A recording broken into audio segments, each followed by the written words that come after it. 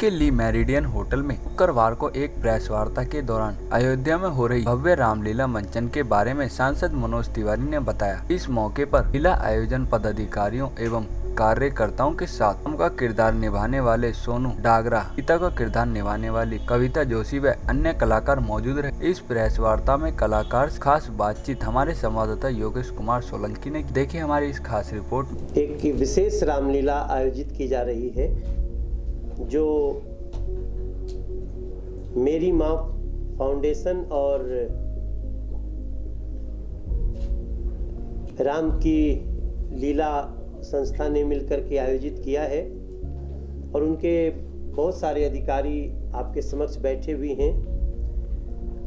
मेरी उपस्थिति यहाँ इस समिति से भी जुड़े होने के नाते और इस थॉट से भी मैं जुड़ा हुआ हूँ, क्योंकि जब ये विचारधारा आई थी कि भगवान श्री राम के मंदिर के शिलान्यास के बाद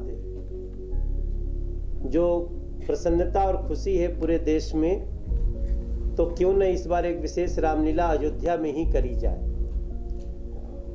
और ये विचार के साथ मैं भी सहमत हुआ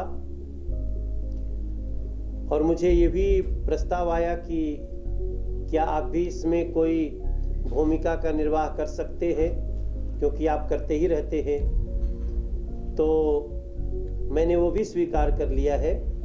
मैं अयोध्या की इस रामलीला में मैं अंगद की भूमिका में रहूंगा एक दिन, और इसमें और भी बड़े प्रसिद्ध कलाकार अपना समय दे रहे हैं। मेरे लिए ये बहुत महत्वपूर्ण है, क्योंकि 500 वर्षों के बाद एक बड़ी प्रसन्नता देश में आई है जो लोग राम को मानने वाले हैं उनमें। और 500 वर्षों का तो ये एक विवाद था, लेकिन लगभग 5000 वर्ष पहले राम थे ऐसा पूरे पौराणिक प्रमाणों से पता चलता है। तो 5000 बाद भी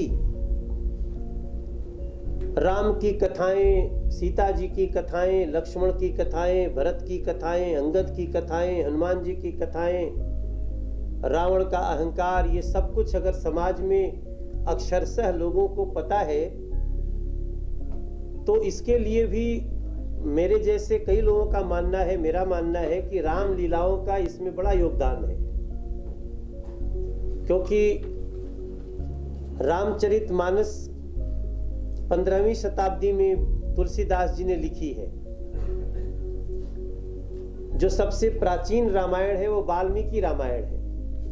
महर्षि भगवान वाल्मीकि जी ने संस्कृत में जो रामायण लिखी, और ऐसा भी प्रमाण है कि वो राम जी के समकालीन थे और उनको ब्रह्मा विष्णु महेश ने, देवों ने ऐसी शक्ति दी कि आप जहां हैं वहां और जहां नहीं है वहां भी राम से जुड़ी हुई हर बात को आप देख पाएंगे। और इसको लिखिए। तो संस्कृत में लिखी हुई वाल्मीकि रामायण को वैसे तो देश के हर भाषा में अनुवाद किया गया है। अनुवाद ही नहीं कहूंगा मैं, अपने अपने ढंग से लोगों ने लिखा है। और आज अयोध्या की इस रामलीला में बहुत अच्छी बात हो रही है कि ये रामलीला होगी तो हिंदी भाषा में, लेकिन इसका जो डिजिटल प्रसारण होगा उसमें अपनी मातृभाषा हिंदी के अलावे इंग्लिश में, भोजपुरी में, तमिल में, तेलुगु में, कन्नड़ में, मराठी, पंजाबी, उर्दू, राजस्थानी, हरियाणवी, बांग्ला, मैथिली और उड़िया भाषा में भी इसकी रिकॉर्डिंग दिखाई जाएगी। यानी हमारे देश की 14 भाषाओं में भगवान श्री राम जी की अयोध्या से होने वाली रामलीला को दिखाया जाएगा। ये भी एक बहुत विशेष प्रयास है उसके लिए मैं समिति का बहुत धन्यवाद करता हूँ। अयोध्या में राम मंदिर निर्माण भूमि पूजन के बाद अयोध्या का नाम विश्व में प्रचलित हो गया है और अब यहाँ पर विश्व की सबसे बड़ी रामलीला होने जा रही है, जिसका डायरेक्टर हमारे साथ मौजूद हैं। आइए बात करते हैं। सर, नाम जानना चाहेंगे? राकेश बिंदल। राकेश जी, बात करें, इतनी बड़ी रामलीला होने जा रही है और सभी का ध्यान ज़्यादातर अयोध्या पर ही रहेगा, क्योंकि राम जन्मभूमि के बाद और राम मंदिर निर्माण शुरू होने के बाद अब सभी की नज़रें वहीं टिकटिकी लगाए हुए हैं। उस रामलीला का निर्देशन डायरेक्शन आप करेंगे, तो क्या करेंगे? ऐसे अयोध्या की रामलीला क्या है, छोटी छोटी दिल्ली में हर जगह पूरे इंडिया में रामलीलाएं होती थी।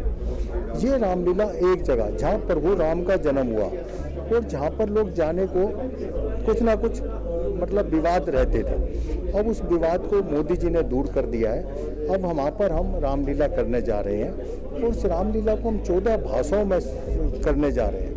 और डिजिटल मतलब जैसे यूट्यूब, फेसबुक और जितना भी मीडिया अपना हर इसको दिखाएगा, तो घर घर में जाएगी। आज घर घर में जाएगी तो हर एक आदमी को रामलीला जब जाते हैं तो 5,000 10,000 आदमी वहाँ लोग झूला झूलते हैं या खौंचा खाते हैं। या ये रामलीला सिर्फ रामलीला की तरह जैसे रामायण आती थी, लोग जब रामायण आती थी तो पूरा सफाई, ऐसे ही हम चाहते हैं कि ये उसी रूप में लोग घर घर पे देखें। कितना सौभाग्यशाली मानते हैं आपके इस रामलीला का डायरेक्शन अयोध्या में, जिस पर सब टकटकी लगाए हुए बैठे हैं, वो आप निर्देशन कर रहे हैं? भाई जी, ये प्रभु की लीला है, ये भगवान राम का आशीर्वाद है।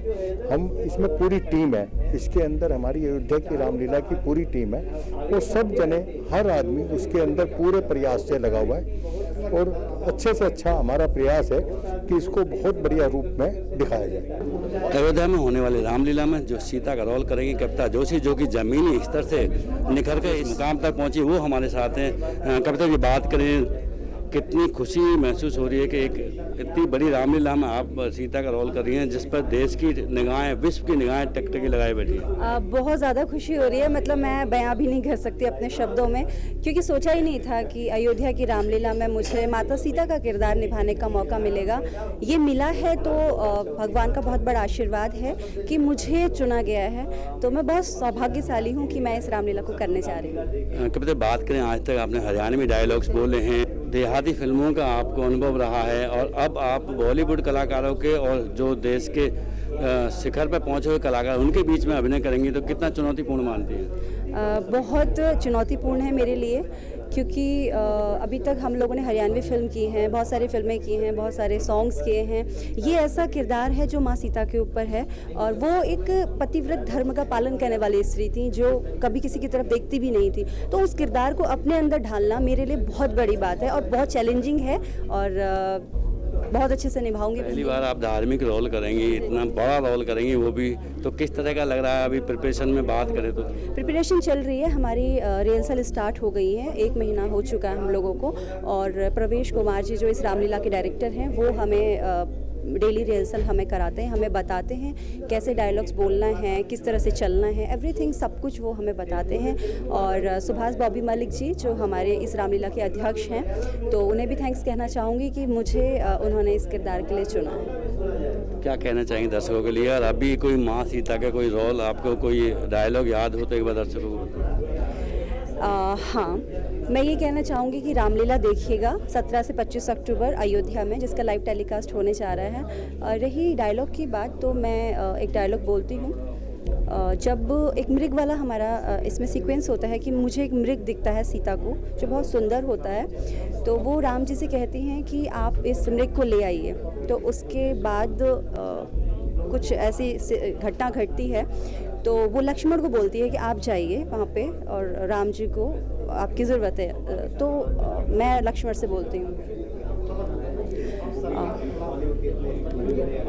देवर लक्ष्मण सुनते नहीं हैं, आपके भैया आपको पुकार रहे हैं। जाओ लक्ष्मण जाओ, जाओ लक्ष्मण, जहाँ मेरे प्राणेश्वर गए हैं। लक्ष्मण, इसमें कोई संदेह नहीं है कि इस समय मेरे प्राणेश्वर संकट में हैं। जाओ लक्ष्मण जाओ जहाँ मेरे प्राणेश्वर गए। हमारे साथ इस रामलीला में राम का रोल अदा करने वाले, जो किरदार निभाने वाले, अभिनय करने वाले सोनू डागर जी मौजूद हैं। आइए बात करें। सोनू जी, बात करें, कितना सौभाग्यशाली मानते हैं आप कि आप उस रामलीला का, राम का पात्र अयोध्या के राम बनने जा रहे हैं? सर, सबसे पहले सभी को जय श्री राम। मैं अपने आप को बहुत सौभाग्यशाली मानता हूं कि मुझे प्रभु श्री राम का किरदार निभाने का अवसर प्राप्त हुआ है। हमारे डायरेक्टर सर प्रवेश जी, बॉबी सर, सभी टीम को मैं बहुत धन्यवाद देना चाहता हूं। और मैं बहुत एक्साइटेड हूं। मुझे पहली बार और इतना बड़ा कैरेक्टर करने को मिल रहा है। रिहर्सल चल रही है इसकी, और मतलब पहली बार स्टेज पे, मतलब 8 से 9 दिन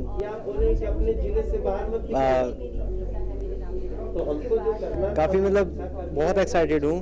होने वाली रामलीला की प्रेस कॉन्फ्रेंस ली मेरिन होटल में की गई है, जहाँ पर नीलकांत बख्शी को इसकी जिम्मेदारी मिली थी। बखूबी से आज बहुत अच्छी तरह से यहाँ पर पूरी प्रेस कॉन्फ्रेंस का आयोजन किया गया है। हमारे साथ नीलकांत बख्शी हैं। आइए बात करते हैं कि रामलीला कितनी ऐतिहासिक और विश्व प्रसिद्ध होने वाली है। नीलकांत बख्शी जी, बात करें, बहुत सौभाग्यशाली मानते हैं उन किरदारों को और सांसद मनोज तिवारी जो खासकर जिनके सानिध्य में रामलीला और अयोध्या में अलग भव्य रूप में होने जा रही है, तो क्या कहना चाहेंगे?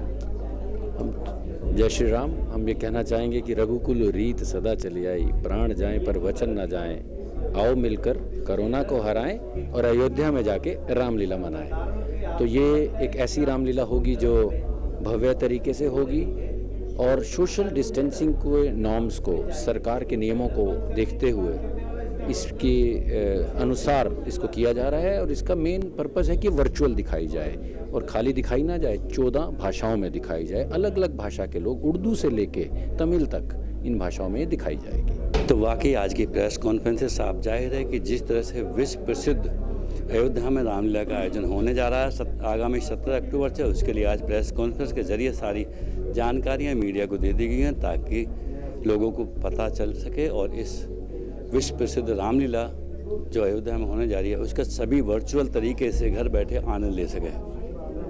कैमरामैन प्रिंस के साथ योगेश सोलंकी, तेज निगाहें, दिल्ली।